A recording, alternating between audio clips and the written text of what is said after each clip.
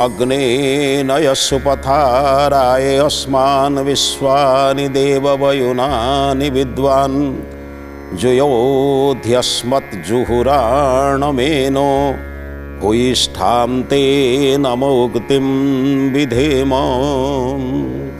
हे प्रभु,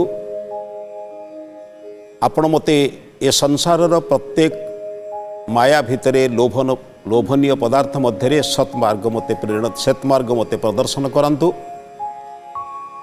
आपणकर स्तुति प्रार्थना उपासना को बारंबार ये करुच्ची जे आपणकर विशाल पृथ्वी को देखिले मो भितरे अहंकार सृष्टि न हो। आपणकर से नियम को मु माने एवं आपणकर आशीर्वाद पाइबार योग्य हुए यही प्रार्थना सही करुच्ची। एतिकी निवेदन एतिकी प्रार्थना प्रभु। बालक मोर बोलकर आज अध्याय को समस्त श्रोता बंधु मानू समस्त दर्शक मानू मोर श्रद्धा सम्मान भक्ति निवेदन करुच्ची। आम गहन में जो बालक बालिका मैंने अच्छा से पितामाता अच्छा समस्तंकर परिचय आम पूर्वर जानी। महात्मा चाणक्य लिखिले लालयेत पंचवर्षाणी। पिला को 5 वर्ष पर्यंत लालन पालन कर। जिते जहाँ लालन पालन करवा सब काम आप 5 वर्ष पर्यंत करंतु।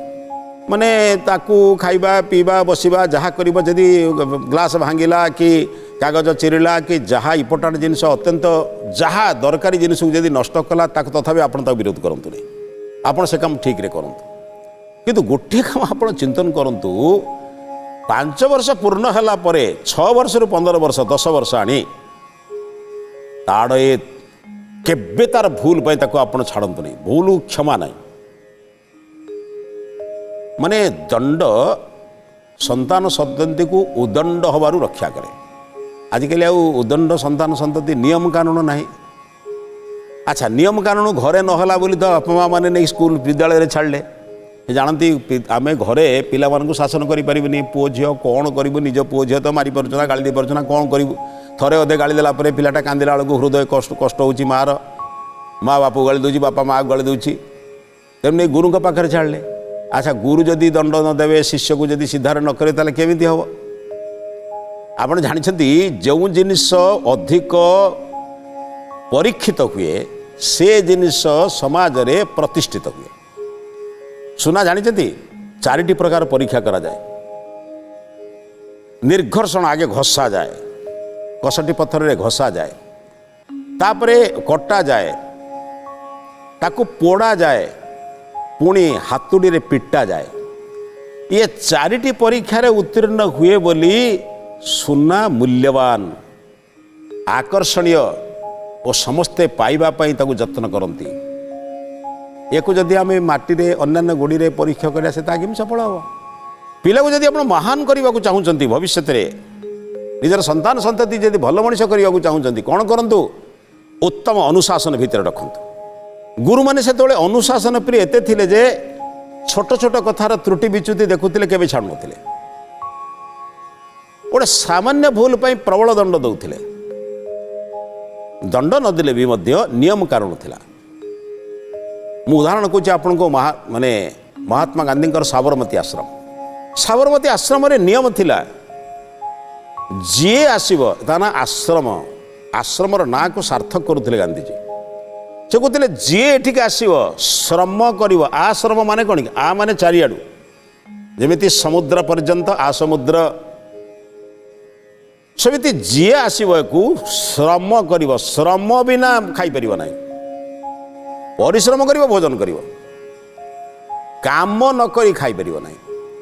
एमिति कि तांकर निजर लोक तांकर बंधु बांधव तांकर अत्यंत परिवार लोक आसिले किछि नहले भी चक्कीर से माने गहम पेसंती, तुला भिणती, अरटारे सूता काटती, किछि नहले परिष्कार परिच्छन्न करती, नहेले प्रार्थना सभा मानकरे आसन आदि पकई सज्जित करें। किछि काम करने को पड़िबो।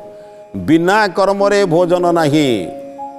आउ पुणी साबरमती आश्रम एते कठिन नियम थिला जे नियमर उल्लंघन कले से वयस्क हो तो पिला हो तो जी हो से दंड पाउथला। दंड पाउथला माने कौन ना कौन छोट पिला माने बड़ बड़ वयस्क लोक गुड़ा कौन उठबस करेंगे ना तुम कौन करेंगे ना अर्थदंड देवे। अर्थदंड नाला किंबा वयस्क लोक मान को अपमान दंड भी नाला, गोटे मात्र दंड थिला। तांको सहित केही कथा हो नथिले किंबा से कहा सहित मिसी पारु नथिले। ये कम बड़ दंड नुहे आज्ञा। गोटाए दिन जनक सहित कई कथा हेबे नाही कि से कहा पाखरे बसी पारिबे। यही दंड भୟରେ वयस्क लोक माने सदा तत्पर थिले। आ सेथिरु जो पिला माने आसुथिले से माने कोन करथिले, पिला माने विद्यालय अवकाश समय विद्यालय प्रायतः बड़ छुट्टी तीन टा हुए, गोटे पूजा अवकाश, गोटे शीतावकाश आ गोटे ग्रीष्मावकाश। सबुठारु ग्रीष्मावकाशटा होची अधिक समय। शीतावकाश 5-7 दिन हुए, पूजा अवकाश सेमिति 5-7 दिन हुए। सबुठारु बड़ छुट्टी रे पिला माने कोन करथिले, आसुथिले तांको निकट को आसुथिले समस्ते। ये पिला माने समस्ते संघबद्ध आसिला बेले कि संघबद्ध आसुथिले, यदि संघबद्ध रे न आसुथिले भी किछि पिला माने एकांतरे आसुथिले, एकटी आसुथिले।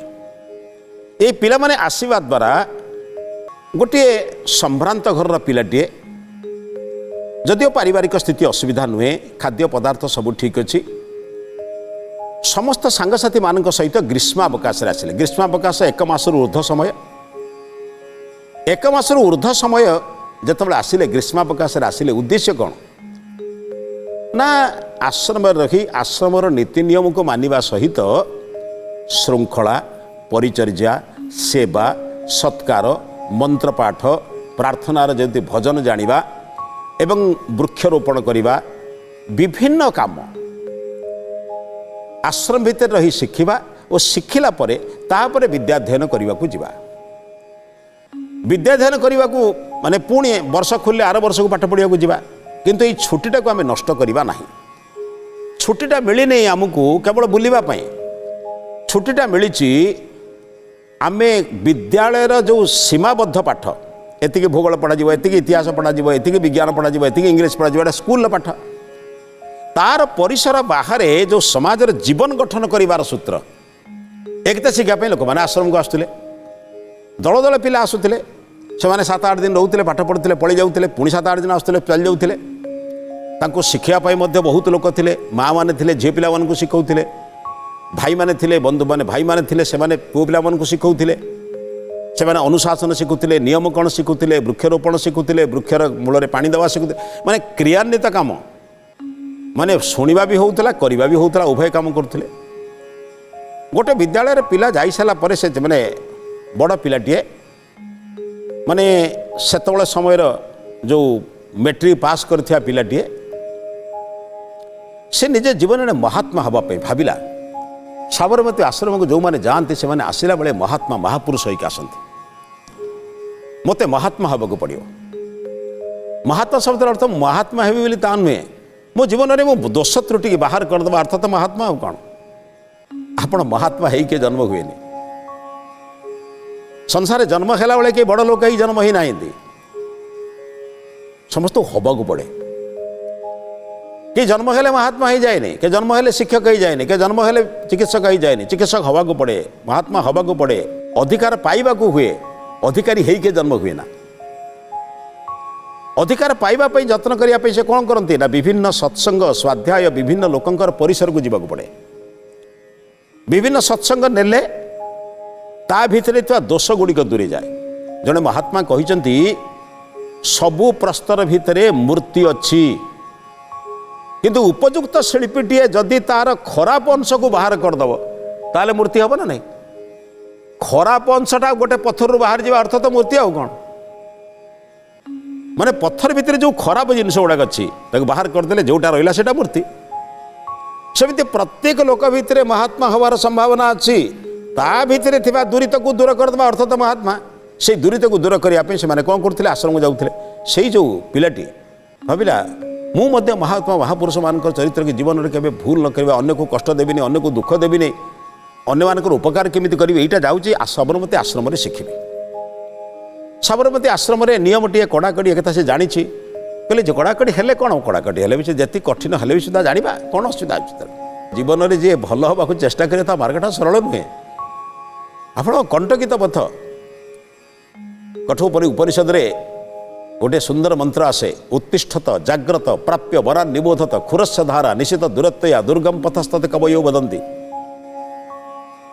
कहले उठ, जीवन को जदि मार्जित करने को चाहूच, जीवन में जदि किसी सफलता पाइबा चाहूच, जदि खाई पी मरीजा अच्छ तुमको कहूनी तुम कथा कहूनी जदि जीवन को साफल्य मंडित करने को चाहूँ जीवन सफलता पाइबा चाहूँ बसने उठ उत्तिष्ठत मु कहूनी उपनिषद कहते ऋषि कहते उत्तिष्ठत उठ अण आलस्य भाया शोई रही अण बसी रही बहुत लोक उठी पड़ते बिछना फेर शुअंती आप देखिए अनेक से लोक पिला उठी पिला को उठे पाठ पढ़ी उठ बोले फिर उठ पड़े फेर शुजाए पुणी से ऋषि कहले जाग्रत उत्तिष्ठत जाग्रत जाग्रत हुआ बहुत लोग उठती से उठवार मूल्य कौन गोटे भूल देखने सागे सागे कहते समाज खराब होगा बहुत नष्ट होगा एमती होता सेमती होता बास आलोचना करदे जो कथा सीधा घरे बस निजे कौटी जीवे निजे किसी उपकार करेंगे निजे कौटी जाए प्रतिवाद करेंगे खाली घरे बसिक सब कथा चलुव जहाँ सेमती हेल्ले कौन लाभ होनी जाग्रत हुआ जोटी जोटी खराब अच्छी जाए जाग्रत अवस्था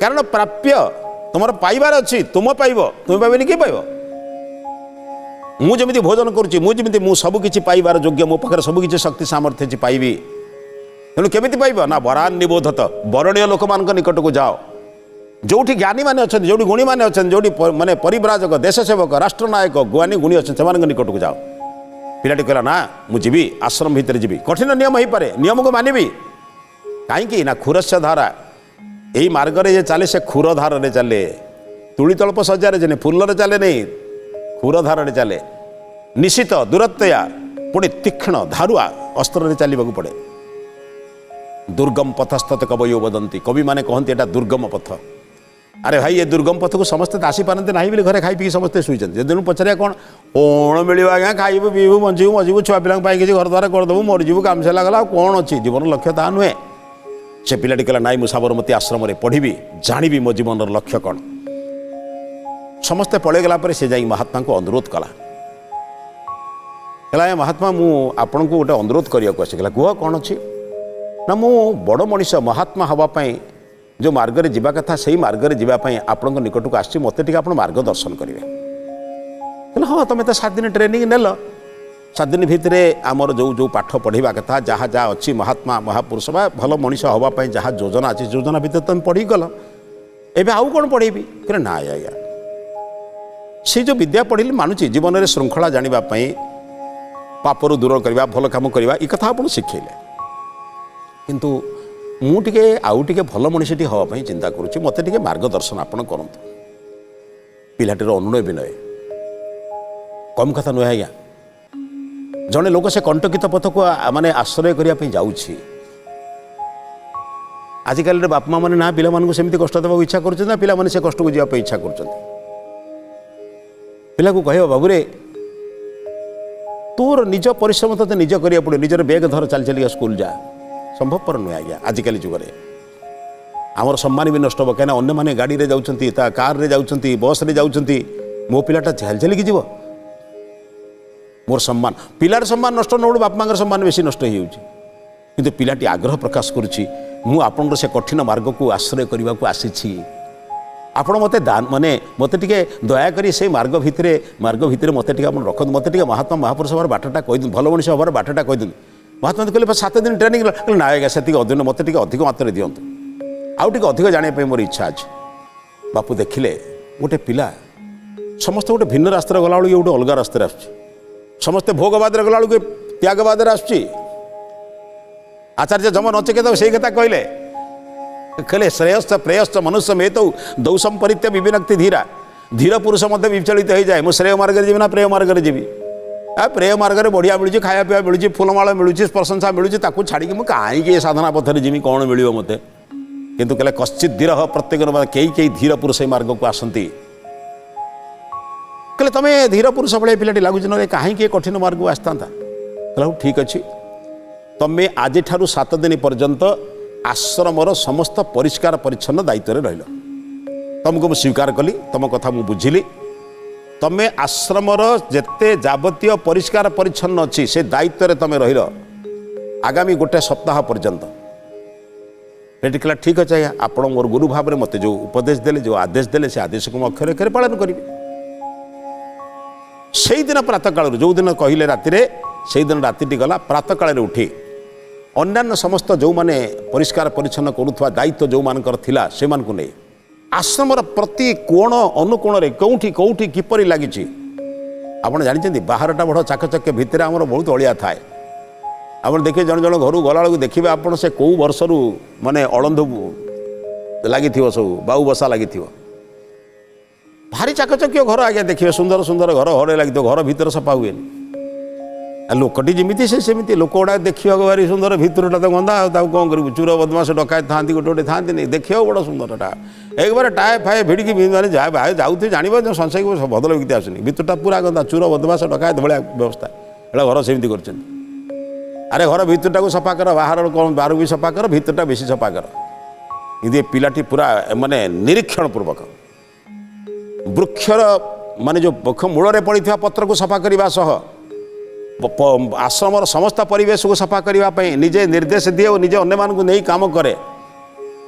ବେଳେବେଳେ ଗୋଟେ ଗୋଟେ ଦିନ, ସପ୍ତାହରେ ଗୋଟେ ଦିନ କ'ଣ କରେ ନା ସମସ୍ତ ଗୃହମାନଙ୍କ ଭିତରେ ଥିବା ଅଳନ୍ଧୁ ସଫା କରିବା ପାଇଁ ଚେଷ୍ଟା କରେ।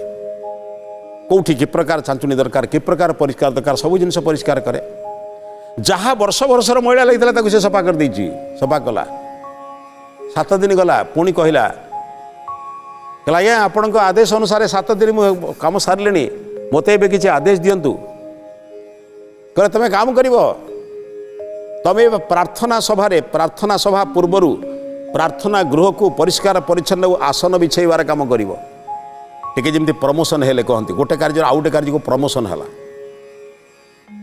ପ୍ରାର୍ଥନା ଯଦି 6ଟାରେ ଆରମ୍ଭ ହେବ, ଏ ବାଳକଟି 5ଟା ବେଳୁ ଯାଇ ତାକୁ ପରିଷ୍କାର ପରିଚ୍ଛନ୍ନ କରି ଯେଉଁ ଆସନ ଯେଉଁଠି ପଢ଼ିବା କଥା ଥରେ ଦେଖିନେଲା।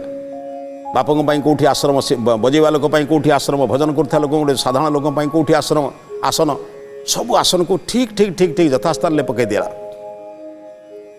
ନିଜେ ମହାତ୍ମା ଗଲେ ପ୍ରାର୍ଥନା ପୂର୍ବରୁ। ଆପଣ ଜାଣିଛନ୍ତି ବୈଷ୍ଣବ ଜନ ତ ତେନେ କହିଏ ପର ପୀଡ଼ା ଏ ଜାଣେରେ, ପର ପୀଡ଼ାକୁ ଯେ ଜାଣେ ତାକୁ ତ ବୈଷ୍ଣବ ଜନ କହନ୍ତି। ନହେଲେ ଚିତା ଚୈତନ୍ୟ ମଠ ମନ୍ଦିର ମାଳିରୁ କିଏ ବୈଷ୍ଣବ ହେଇଯାଏନି। ଅନ୍ୟର ଦୁଃଖକୁ ଦେଖି ଯେ କାନ୍ଦେ, ଅନ୍ୟର ଦୁଃଖକୁ ଦେଖି ଯେ ଦୁଃଖିତ ହୁଏ, ତାକୁ ବିଷ୍ଣୁଙ୍କ ଜନ କୁହନ୍ତି, ଭଗବାନଙ୍କ ଲୋକ ବୋଲି କହନ୍ତି। ତେଣୁ ଏ ପ୍ରାର୍ଥନା ଗୁଡ଼ିକ ଶୁଣେ, ସେ ବସେ, ସବୁ ତିଆରି କରି 7 ଦିନ ଗଲା। 7 ଦିନ କାମ କଲା, ଆସନ ଏତେ ସୁନ୍ଦର ଭାବରେ ପ୍ରସ୍ତୁତ କଲା, ସମସ୍ତେ ଖୁସି ହେଲେ। ଆଜି ଆସନ କିଏ ପକେଇଛି, ସମସ୍ତେ କଥାବାର୍ତ୍ତା ହେଲେ, କିଏ ପକେଇଛି କିଏ ପକେଇଛି। 15 ଦିନ ପରେ ପଚାରିଲା, କହିଲା କ'ଣ ଆଗ ଏଇଟା ହିଁ ମୋର ପାଠ, ମୁଁ କି ଜାଣିନି? କହିଲେ ନାଇଁ ରେ, ମହାତ୍ମା ମହାପୁରୁଷ ହେବା ପାଇଁ କିଏ ଗୋଟେ ଦିନରେ ହେଇଯାଏ ନା। ଯେଉଁ କାର୍ଯ୍ୟ ଯେଉଁଠି ରହିବା କଥା, ଯେଉଁ କାର୍ଯ୍ୟକୁ ଯେ ଠିକ୍ ଭାବରେ କରେ, ସେହି ଜୀବନରେ ମହାତ୍ମା ମହାପୁରୁଷ ହୁଏ। ଅର୍ଥ ମହାନ ଆତ୍ମା। ସମସ୍ତଙ୍କ ଦେହରେ ଆତ୍ମା ଅଛି, ଶରୀର ସମସ୍ତଙ୍କ ଦେହରେ ଆତ୍ମା ଅଛି ବୋଲି ଯିବା ଆସିବା କରୁଛନ୍ତି, ଖାଉଛନ୍ତି, ପିଉଛନ୍ତି, ଚାଲୁଛନ୍ତି, ବସୁଛନ୍ତି। ଆତ୍ମା ନାହିଁ ତ, ଆତ୍ମା ଯେଉଁଦିନ ଚାଲିଯିବ ସେ ତ ଶବ ହେଇଯିବ। କିନ୍ତୁ ତମେ ନିୟମପୂର୍ବକ ଶୃଙ୍ଖଳିତ ମାର୍ଗରେ ଯେଉଁ ସମୟରେ ସମୟାନୁବର୍ତ୍ତିତା, ନିୟମାନୁବର୍ତ୍ତିତା, এই 2ଟି ଜୀବନ ଯେ ଯାପନ କରେ ତାକୁ ହିଁ ମହାତ୍ମା ମହାପୁରୁଷ କହନ୍ତି। ସମୟାନୁବର୍ତ୍ତିତା ମାନେ ସମୟ ତାର ଗତିରେ ଚାଲିଛି, ମୁଁ ସମୟକୁ କେତେ ଉପଯୋଗ କରିବି।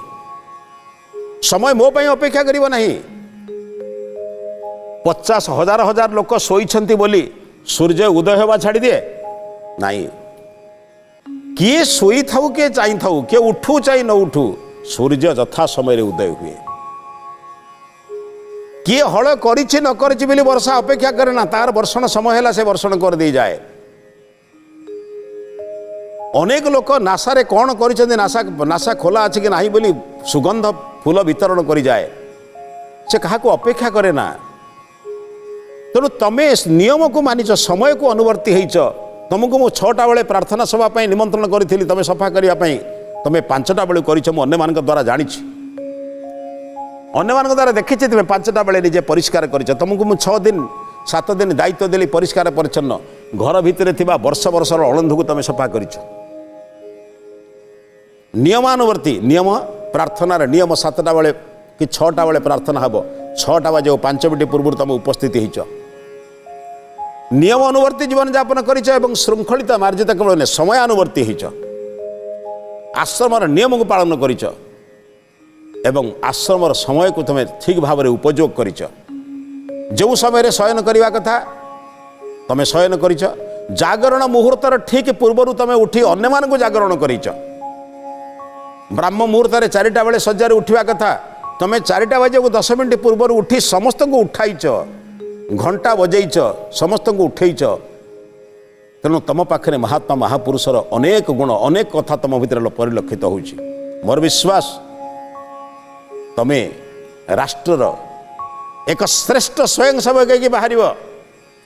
आपण जानते राष्ट्रर स्वयंसेवक मान भितर सबुठ प्रमुख थे। जीवन में अनेक जिनस आमको परमात्मा सुजोग दियंती, आम सुजोग को बेले बेले दुरुपयोग करते। जौवन समय समस्त शक्ति सामर्थ्य थाई आम प्रयोग करते, भोग विलास प्रयोग करते। वृद्धावस्था आम पाखे शक्तिहीन न थाए, अनुताप कले कौन पाइबा। पिला पिला बेलू तैयारी करतु, पिला बेलू ताको मनीष कर दियंतु। देखिए ता भितर नियमानुवर्ती, समयानुवर्ती एवं संघ माने संघीय कार्यकर्ता करवा, समूह कार्यकर्ता करार दक्षता ता भितर सृष्टि हे। से केबे निज पई काम करबनी, समाज पई काम करिवो। आज व्यक्ति निज पई काम करुच्ची, गोटे दरिद्र लोक ठार लांच आणुची, जेतले से भाबुनी ये जदि मो दादा होता एम जो बापा होता एम कतर लांच आणती, से निज पई काम कले भाव मोर निजर लोकटा कतर केमती लांच नेबी। तेणु जे संपन्न नियमानुवर्ती समयानुवर्ती लोक से निज पई काम करें, परर अहित चिंतन करे ना। तेणु बंधु आपण मैंने सेमती समस्त को निजर बोली भावतु, समयानुवर्ती नियमानुवर्ती हूँ। महात्मा महात्मा सब समस्त संभावना भितर निजक रहतु, देखिए जीवन आपंकर निश्चित बदल जीव। ये विचार सहित आज अध्याय को समाप्त करुचु। ये अध्याय को समाप्त करने पूर्व आज महत्वाणी संपर्क में चिंतन करवा। कठिन परिश्रम, एकनिष्ठ साधना, समयानुवर्ती और नियमानुवर्ती, यही चारिटी प्रक्रिया द्वारा जड़े साधारण आत्मारू महान आत्मा हो पारे। आसतु ये चारिटी को आश्रय करवा, सफलता को अर्जन करवा। ये विचार सहित आज अध्याय को समाप्त करुछु। समस्त